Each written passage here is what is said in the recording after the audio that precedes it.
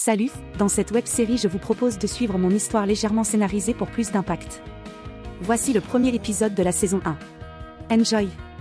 Tout commence dans une salle des profs, parce que ouais, à la base, avant d'être business coach, je suis prof. Marre de corriger ces copies interminables, surtout pour le salaire qu'on touche. Alors quelle nouvelle sur mon téléphone? Ah, encore de la pub. Après tout, est-ce que je devrais pas m'engager dans cette voie et commencer un business en ligne? Comme professeur d'économie préparer des cours j'ai l'habitude, pourquoi pas vendre des cours en ligne et du coaching? Un business en ligne mais c'est carrément une nouvelle vie. Alors, est-ce que t'as pris une décision? Oui, je me suis inscrite. Et c'était super. Il y avait des témoignages très inspirants d'infopreneurs.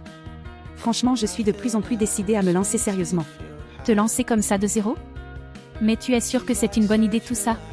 Marie, je sais que c'est risqué, mais je crois vraiment en ce que je fais. Franchement, un business sur Internet, tu cours après un mirage, ma chérie. Après tout, j'ai étudié et enseigné le marketing et l'économie, je pense que je suis plus qualifiée que la plupart des gens pour me lancer dans le business en ligne et pour enseigner le marketing en ligne.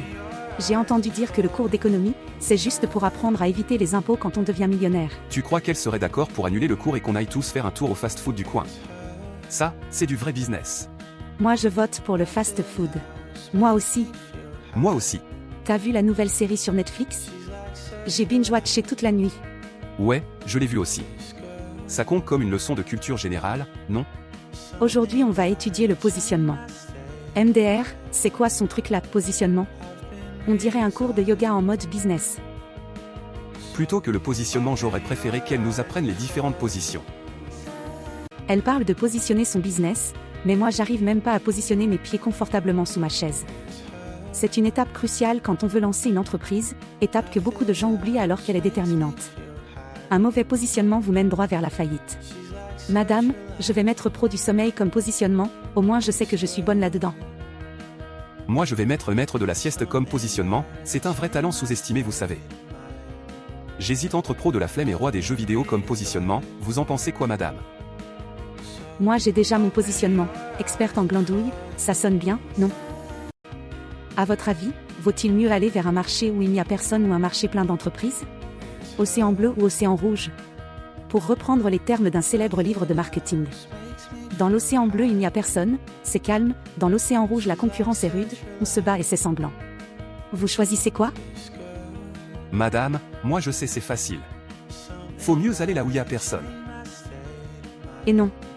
Il fallait mieux choisir l'océan rouge, le marché où il y a du monde, car un marché où il n'y a personne est bien souvent un marché non monétisable. Mais madame, on avait vu ensemble que l'innovation permettait d'avoir une rente de monopole pourtant. Comment on va faire pour rivaliser avec la concurrence si on va dans l'océan rouge? Après il va falloir quand même chercher à se différencier, à se construire une niche à l'intérieur de cet océan rouge. On verra ça à la séance prochaine. Elle veut qu'on trouve notre niche.